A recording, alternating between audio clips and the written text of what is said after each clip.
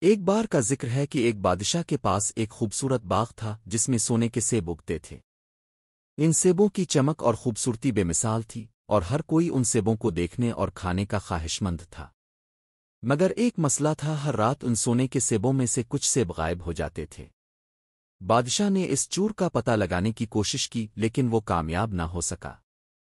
آخرکار اس نے اپنے بیٹوں کو حکم دیا کہ وہ اس چور کا پتہ لگائیں اور اس کا پیچھا کریں۔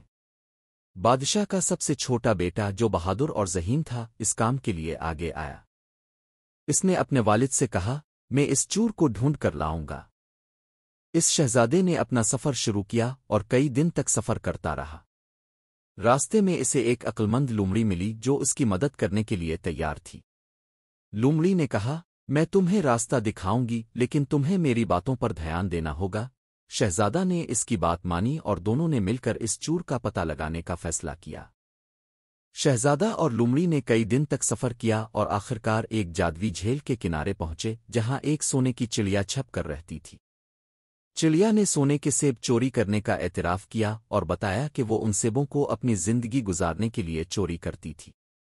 شہزادہ نے چڑیا کو سزا دینے کے بجائے اس پر رحم کیا اور کہا، تمہیں سیبوں کی ضرورت ہے اس لیے میں تمہیں کچھ سیب لینے کی اجازت دیتا ہوں، مگر تمہیں وعدہ کرنا ہوگا کہ تم کسی کو تکلیف نہیں دو گے۔ چڑیا نے شہزادے کا شکریہ ادا کیا اور وعدہ کیا کہ وہ مزید چوری نہیں کرے گی۔ اس کے بعد شہزادہ واپس اپنے محل آیا اور اپنے والد کو سچ بتا دیا۔ بادشاہ نے شہزادے کی عقل اور ہمدردی کی تعریف کی اور کہا، تم نے جو فیصلہ کیا وہ بہت حکمت والا تھا۔ کہانی کا پیغام، اس کہانی سے یہ سیکھنے کو ملتا ہے کہ ہمیں ہمیشہ دوسروں کی ضرورت کو سمجھنا چاہیے اور صرف سزا دینے کے بجائے ہمدردی اور عقل سے کام لینا چاہیے۔